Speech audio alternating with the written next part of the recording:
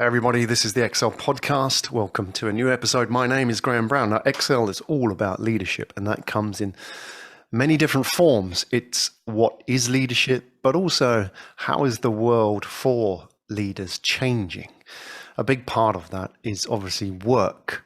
How is the world of work changing for leaders? Everything from working in remote teams to how do I, as a leader, be a better leader, all the way down to how do I find the kind of work that I really want to do? These are the kind of questions people are asking now. There's a lot of change, as you know, in the last couple of years. We've been disrupted. There's a lot of transformation. Things are happening at speed, so it's easy to get left behind. So we need people to help us understand what's going on in the world of leadership and people, importantly, whether that's leading people, managing people, or hiring people. It all comes down to people at the end of the day. So let's bring in an expert in the world of people. I'm joined by Larraine Chang from Ascension Associates. Larraine, welcome to the show. Thanks, Graham. Thanks for having me. Joining us from Hong Kong. You're Hong Kong born and bred. What's the story there? Yep, Hong Kong through and through. Surprise quite a number of people whenever I meet new guys. I don't know why. We like surprises. Yeah. So anyway, I know your background. Part of what you do, a big part of what you do is headhunting, but it's not all of what you do. How would you describe yourself if I was to ask you that cocktail party question? Yeah. What do you do? How do you describe yourself? Oh, nowadays I'm just like straight into that 20 seconds opener. Oh, I'm a 3-in-1. I'm a facilitator, coach, and a headhunter. So I do 3 things all at the same time.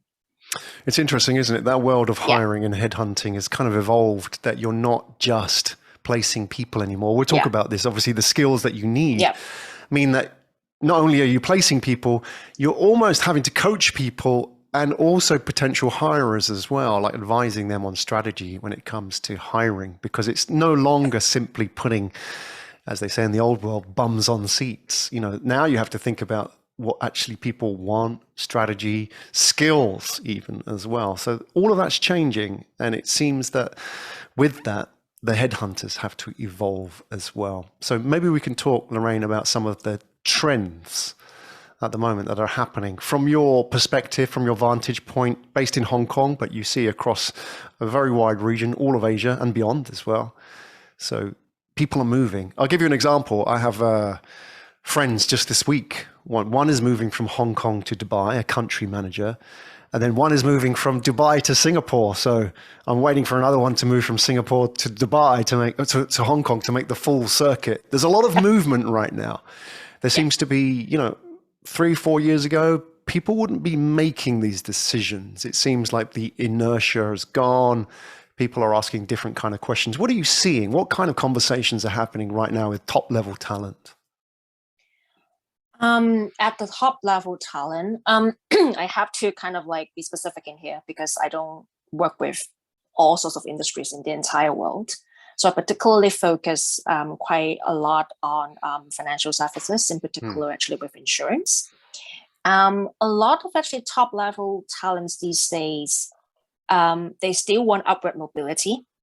They still want to have a job that could actually give them more purpose, that actually they come in to make an impact and not just, another like paycheck.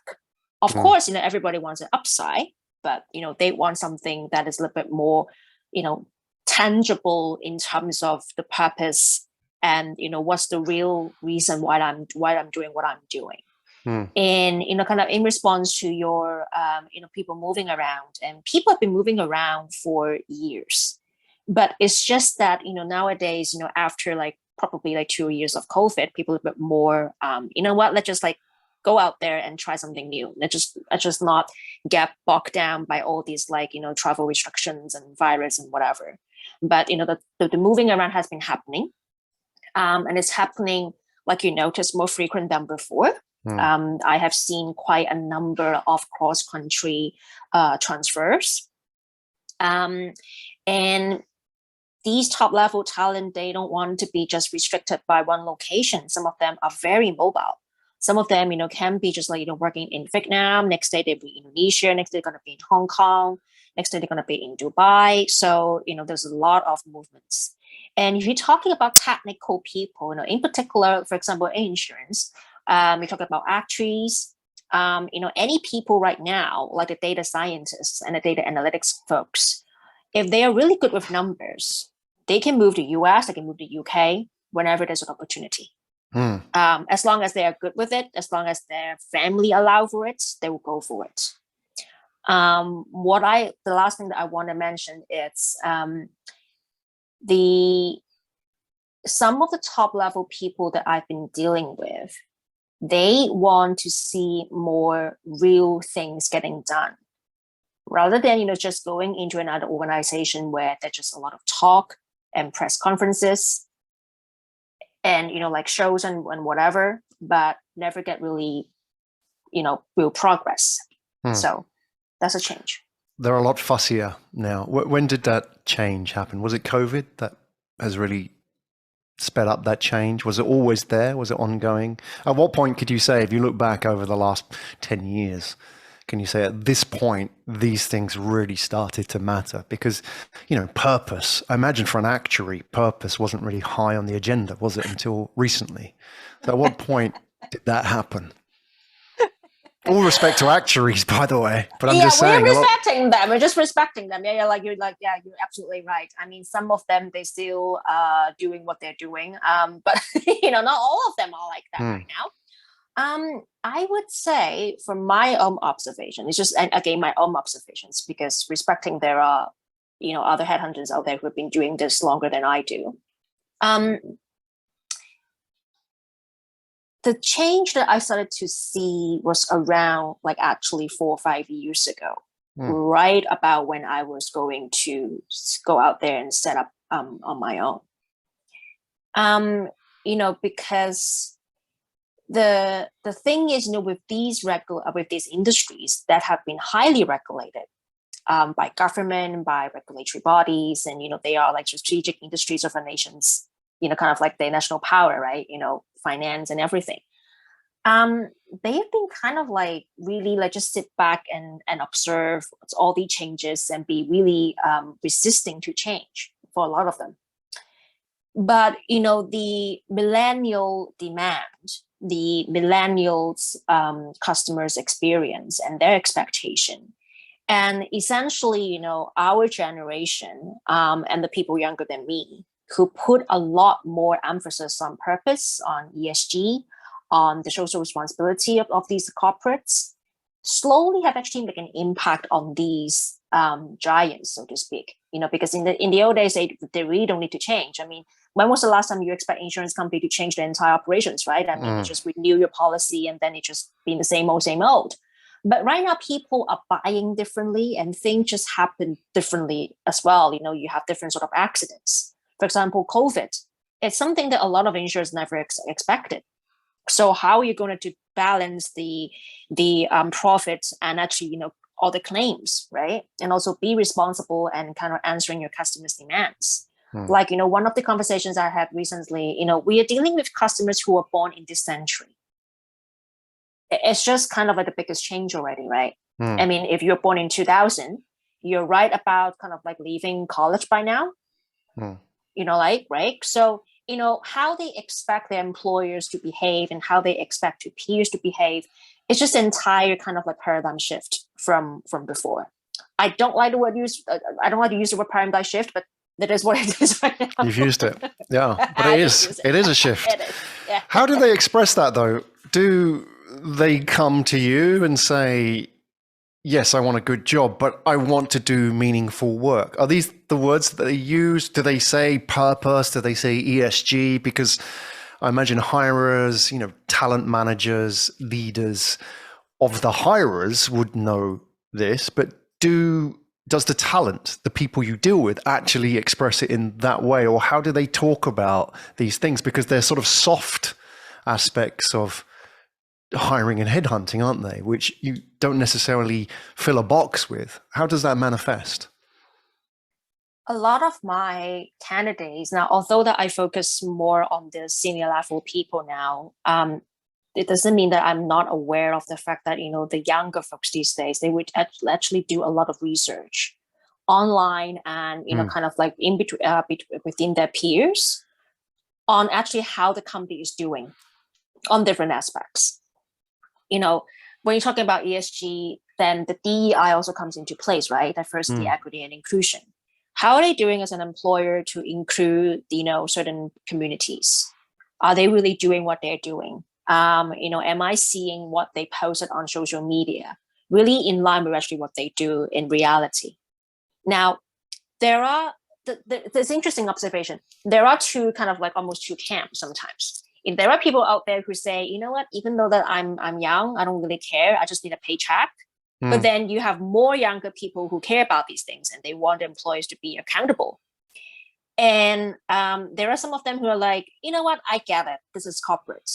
They just actually, take some pictures, post it on social media, and that's it. They're not really doing the real deal.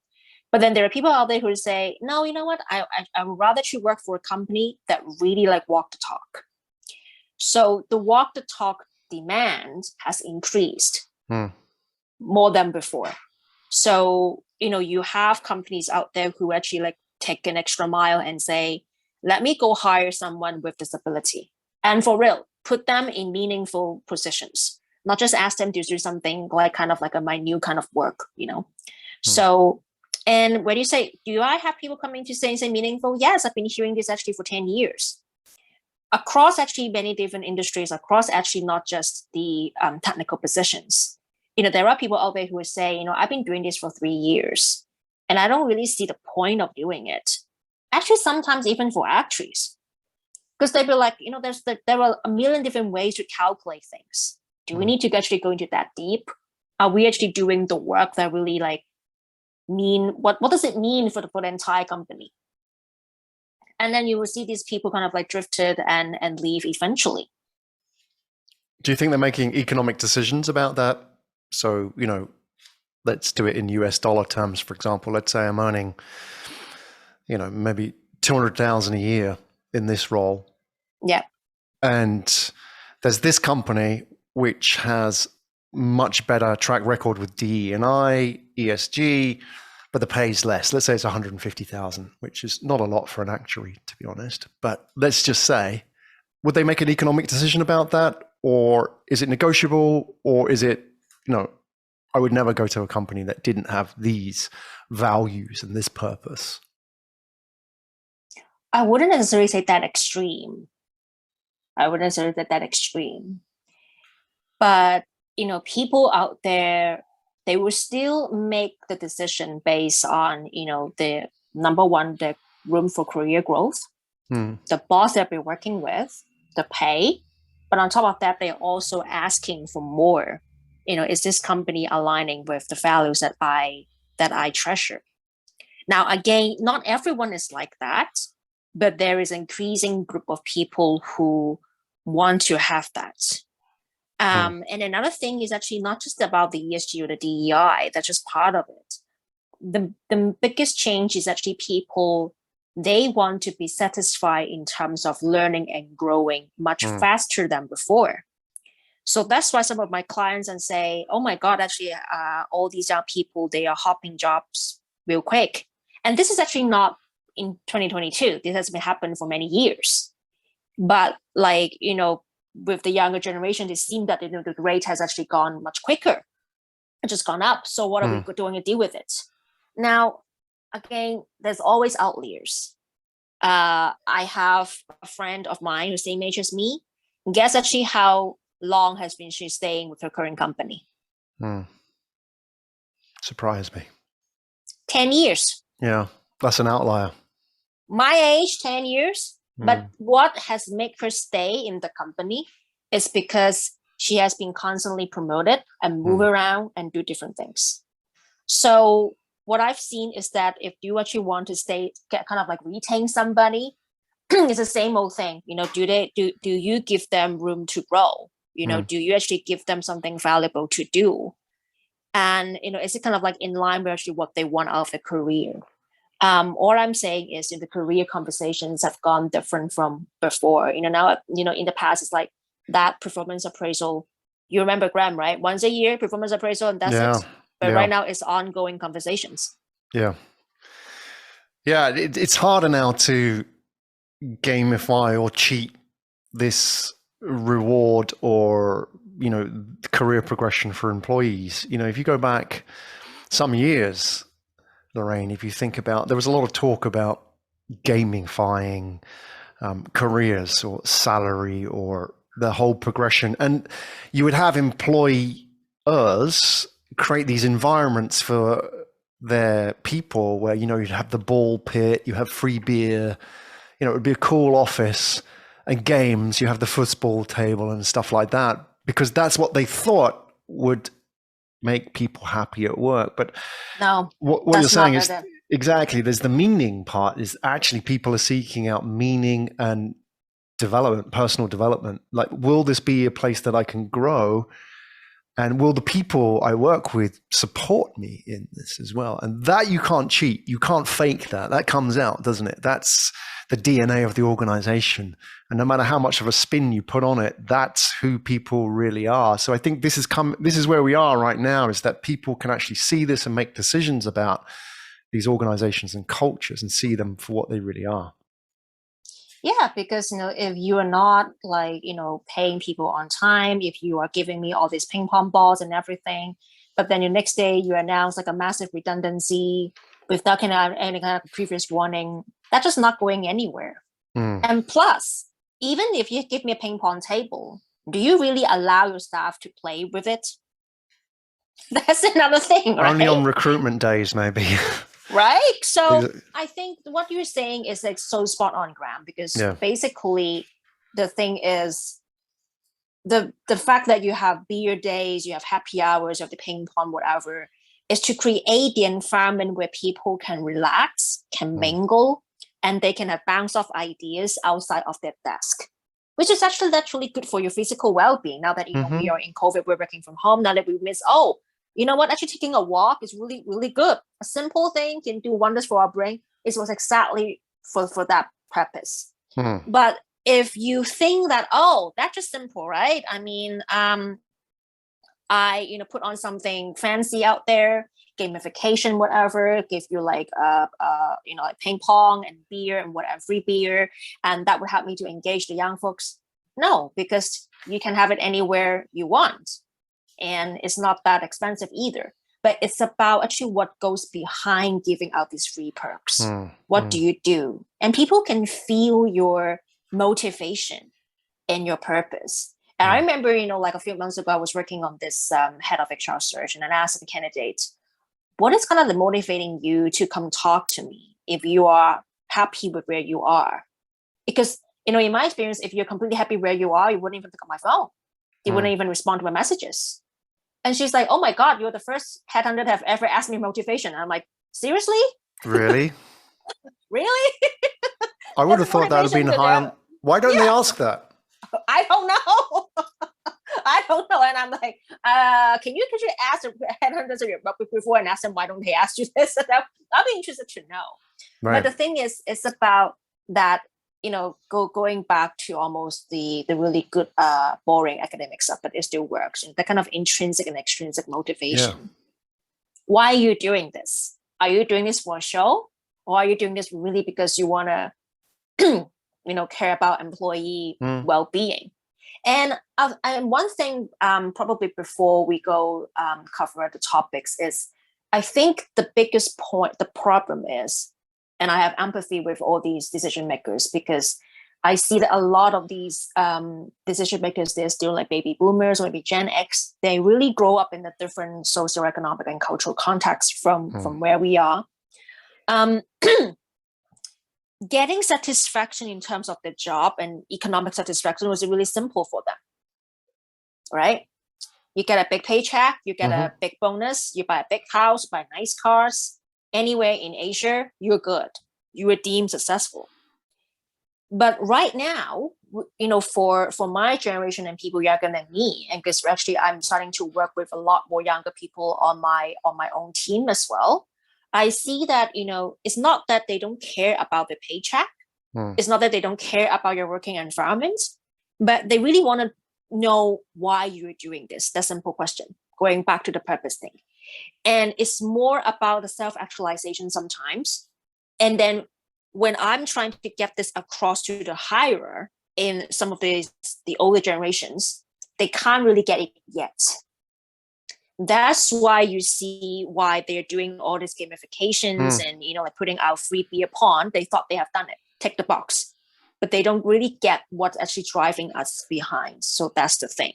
And another thing is sometimes when people hear all these like free perks and, like really groovy working culture, especially from American tech firms, they only take that surface part without really understanding the entire systematic structure and the build out of it. For example, I was sharing with this leadership principle over my well-being webinars earlier this year. Why do we see the traditional American tech firms even offer you washing machine and got you, like space to do yoga whenever you want to? It's because, they really need you to work on a lot of like squeezing out of your brain juice projects and innovations and whatever, and research. And, we are human beings, we can only stay focused, laser focused for a certain amount of time during a day. And afterwards, you do need to get some rest. That's why they let you to do it. That's why they're like, this is good for the company. I'll let you do whatever you do. And then you come back. The engineers, you can come back and work on your own thing. So for the other side of the hires, what I see is they didn't understand this part. They didn't understand why they're doing this. So that's why they either reject the idea totally, or they just like, oh, Graham, this is another yoga class. This is another well-being webinar. This is going to be good for you. And then you'll be like, if you kind of like take it out of the context, this is the thing. If you take it out of the context, you are not doing any good for your employees. Actually, you're doing harm. Yeah, very insightful. We've talked about the decision makers, the hirers, who maybe there's some generational challenges there as well, the ones that don't get it, but obviously there are ones that do get it as well, and an increasing number as I suppose younger people move up into those positions as well. But let's talk about the decisions on the other side, which are as important. That's the decisions made by the hired, the headhunted. And there's a lot going on there, which as well, we're having to adapt, we're having to evolve. You talk about, for example, the decision-making for hiring for the hirer was very simple for generations. It was offer a good package, salary, stable job, perks, insurance, etc. And yet now for the hired, there is a change. So many of them probably are still approaching the process as they would have done years ago. So if you're a top level talent and you're interested in moving, you're interested in swapping up, moving to a company with more purpose or something that makes you feel more rewarded or a higher salary, whatever it may be, whatever your goals are, your motivations. It's no use simply doing what we used to do 10, 20 years ago in the job search. So we need to know what's changed. And maybe we can talk about what's the old-fashioned way of doing the job search from the talent side. Traditionally, what would they do? And then why that doesn't work anymore? Yeah, this is a very good question because, and I shared this in my own videos recently as well. A lot of candidates, they come to me and ask me, I was applying jobs on social media platforms. I was applying jobs on different job search sites. And I got no results. It's been very poor. And then the obvious answer is because you are just one of the out of the many in the entire pool. So how do you stand out in such a crowded place, especially for regular corporate functions like HR and marketing and IT? Because if you are a technical person, like actuary for insurance companies, engineer for a power plant, that's a different story, right? But if you're just like you are in a regular corporate function, then you're just like any other person in another industry. You're competing with them. So a lot of these folks, what I see is that when they reach to a certain level, they are still using the same mentality and approach when they were searching 10 years ago or 20 years ago when they were younger. So in one side, they know that their mindset have to be changed and have to be adapted to the latest technological changes and hiring practices, whatever. They're willing to adapt. They're willing to use it, for example. But when it comes to their own job search, interestingly, they're still using the same old method. So obviously, you're not going to get any results because the world has changed and you're still using the way that you used to do things 10 years ago. Now, one of the reasons why they're doing this is a lot of them, very common reason is they've been staying in the company for too long. That's very obvious because they don't need to find a job. The second is some of these people, when they change jobs, it's mostly by referral.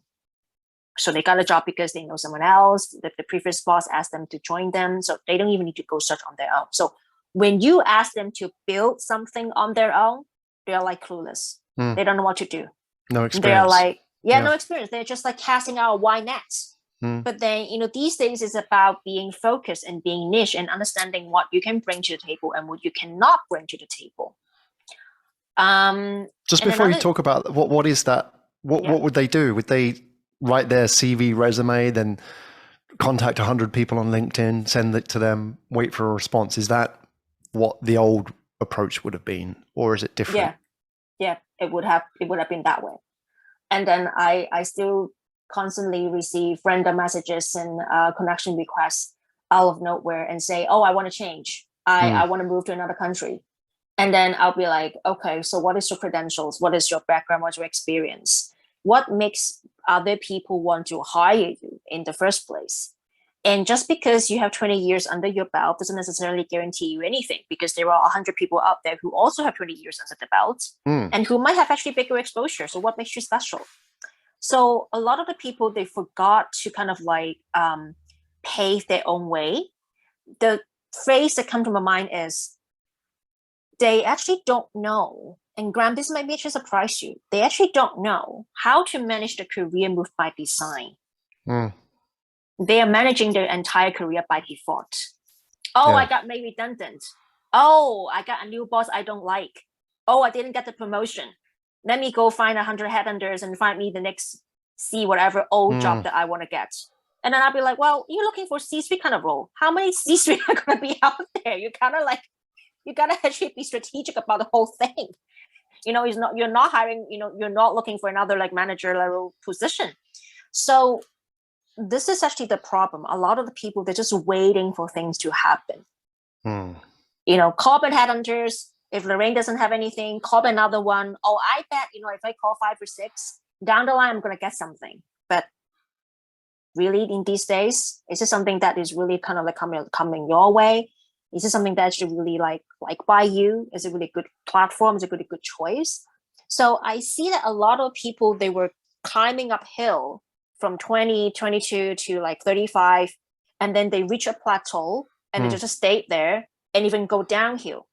They either work for smaller and smaller corporates of, let's say, tier 3, tier 4, no longer the tier 1, tier 2 that they worked for before, or they just did not really learning anything new in the current role.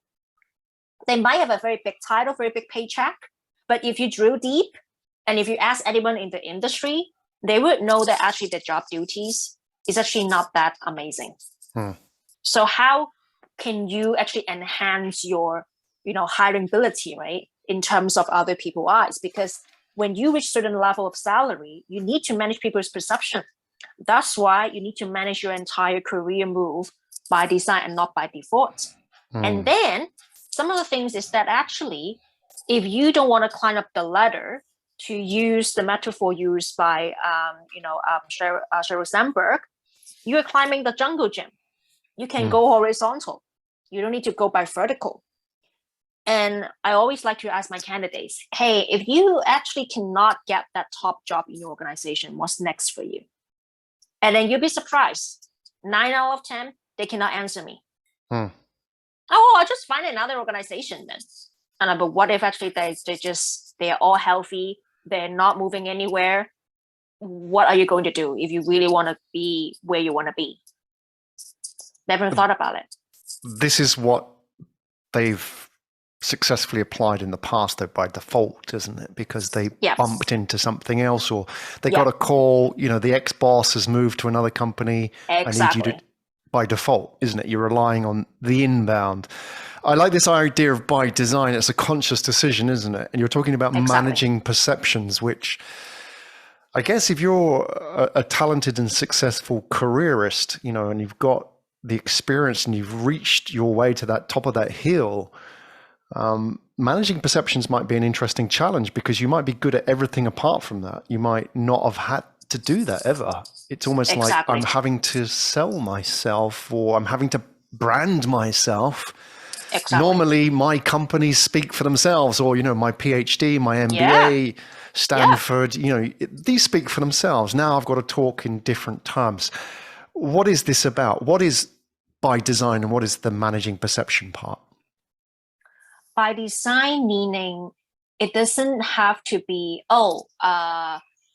this is the exact steps that I need to take if I want to get the top job. Because we know nowadays, even if I design the entire menu SOP, you might need to just throw it down the toilet for other reasons, right? Just looking at what happened to us for the last 3 to 4 years. But what I mean by design is at least be conscious every year within themselves what they have actually achieved or learned comparing from last year. And if they want to get to top job, or just stay the same or stay competitive, right? Because when we talk about career development here, it's very interesting. Not everybody needs to be the CEO or C-1. They can be the most, they can be the best senior manager or whatever that is, one level below department head, and they can be successful. That's fine. But it doesn't mean that they don't need to learn anything new, or kind of unlearn something that I've done in the past. Now, by design is meaning be conscious. And thank you, Graham, for using the word conscious.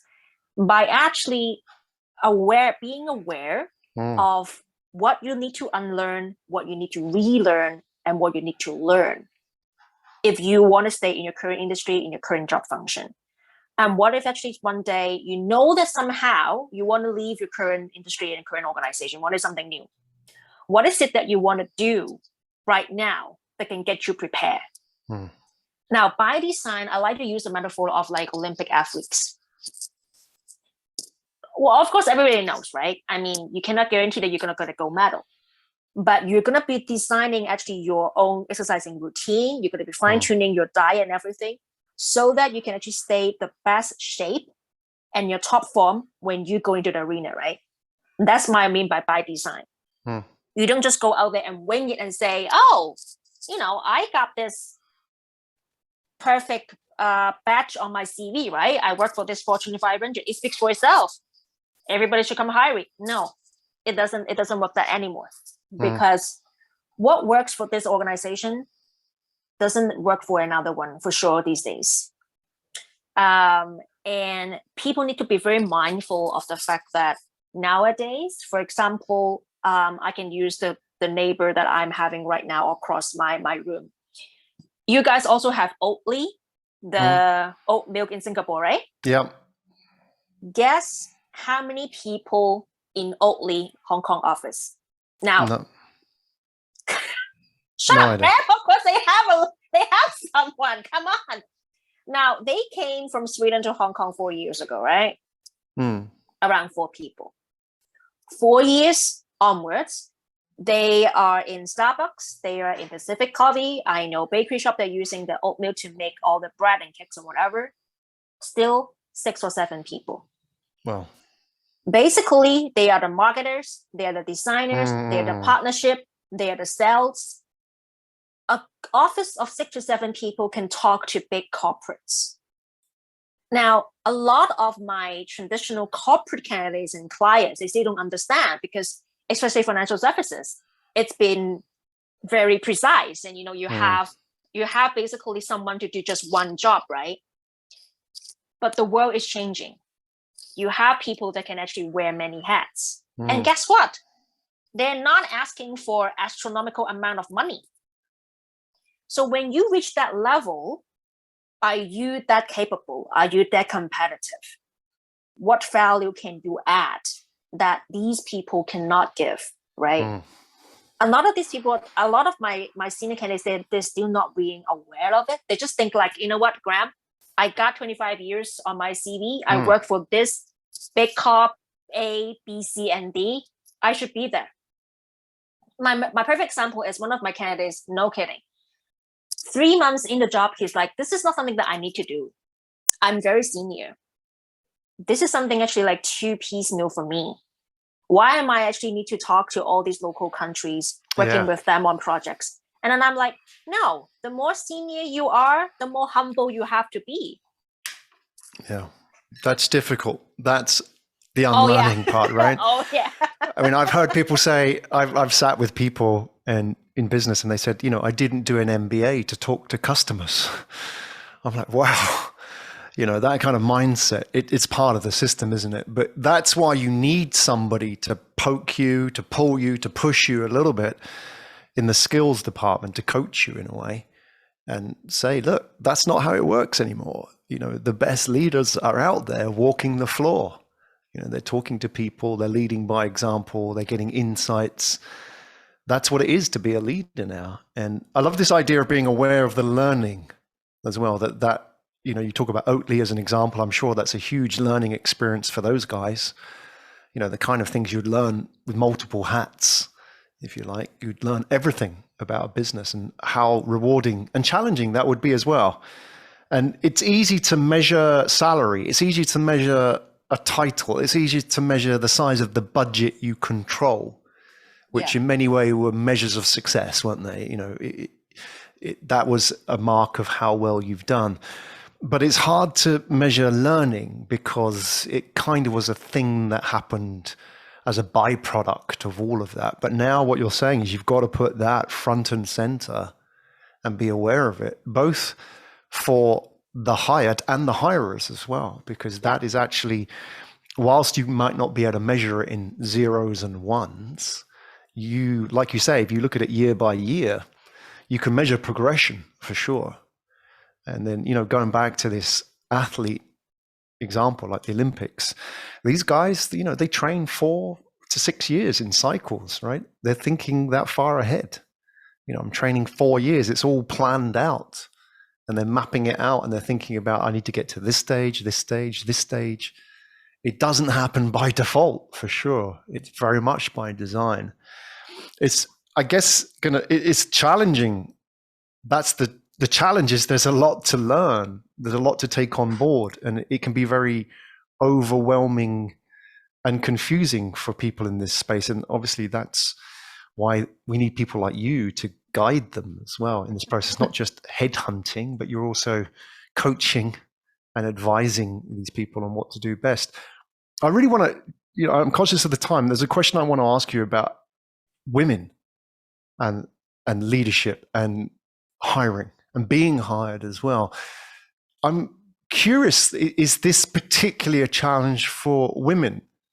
You know, because we all know there aren't enough women in leadership roles.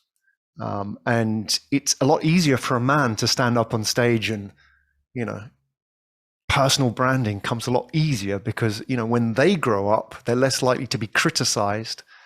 I'm allowed to sort of play with the sharp objects, if you like. But for women, it's a lot harder. I'm not saying it should be, but that's how it is. So what's your observation of women candidates as well when it comes to, you know, the top levels? Do they find it harder to do this? Do they find it harder to manage perceptions? Or do they naturally find this easier than men? That's an interesting question. And my answer might surprise a lot of people. I haven't come across any women telling me that they find it hard to climb to the top. But I can share with you, a lot of them, they still have certain level of insecurity or impressions about how they should behave as a senior corporate executive. Again, it goes back to the generational differences and the expectations and everything.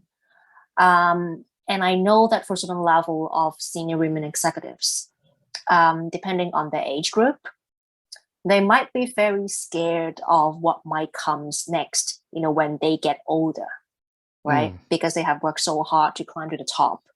So, what if, they cannot take it any longer because of the physical demands, right? At one point, both men and women, we're going to go into menopause, right? So what's going to happen? So there is still this kind of like fear of uncertainty because I haven't experienced it yet. And it comes with very personal conversations. But not every single woman is going to be, super anxious about this. What I see is actually a lot more women out there. They are being more outspoken and they are being more assertive and building really meaningful communities so that actually they can help up each other to climb to the top, to overcome any imposter syndrome, talk about personal branding. There are a lot more workshops out there. Over here in Hong Kong, we have, like women in financial services, women in financial associations. We have like women of Hong Kong communities that just support one another. And the bonding and the energy is just amazing. So there are a lot more people out there who are sort of coming forward and saying, hey, we can also do this. And also there are more male allies right now. And like I wrote on LinkedIn a few months ago, I think in 3 years' time, the conversation should be stopped at female leaders or male allies. It should be just leader and allies. Yeah. We know when we get to that point, we've done it. But until that point, we still need to talk about it. We're not quite there yet, are we? That's especially generational as well. I imagine, as they become more successful and the older they are, these become more of an issue as well. That, the generational perceptions of women in positions of power or leadership are different. That's changing for the better, obviously. But it's not just women, I mean, men as well, and across all generations. And that's why we need to have these conversations, open conversations, Larraine, which hopefully today was, and very frank and helpful as well. I'm sure people will be thinking after listening to this is that they will want to message you on LinkedIn and say, Larraine, I want to change, rather than let's have that, let's kind of help themselves a little bit here. Yeah. If I'm thinking, I'm in this position, firstly, at what point should I be thinking or having this conversation first? Because, maybe I'm not ready yet. Is there a point at which I'm ready to have this conversation with you? Is it the point when I've had enough? Or is it the point where I'm just having an idea about, maybe something different? When is that a good point? And then also when I get to that point, how do I start that conversation? What do I do? Do I send a CV or do I, pick up the phone? What are the best steps? So let's talk about at what point should I, as a candidate, as somebody who wants to change, start having the conversation? I would say the number one thing is this person has to believe in self-investment. First and foremost, self-investment. Not just, what is the next Bitcoin to buy, right? Not just which, not just like which is the next property market to invest in, but, investing in yourself.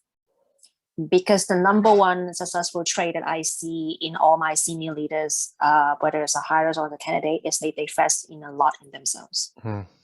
Number one. Number two, they have to realize that they want to change and have the will to change.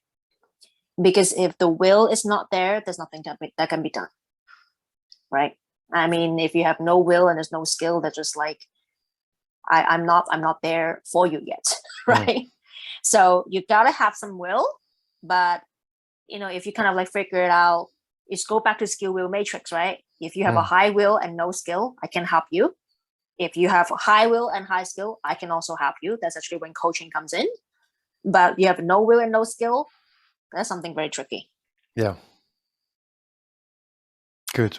That's helpful to know. That will pre-qualify. That will scare off a few people, but that's what you want, isn't it? Not everybody values the investment. And we all know this. I mean, especially the older you become, the more you realize, I wish I had invested more in myself when I was younger.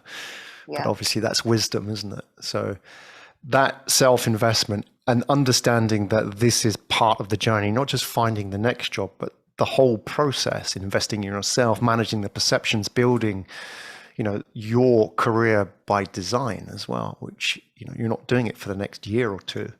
You're doing it for a lifetime, effectively.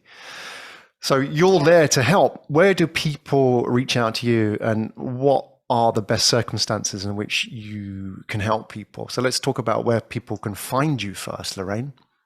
Where do I go? Well, they can find me on LinkedIn for sure. And then we are launching something big in 2 weeks.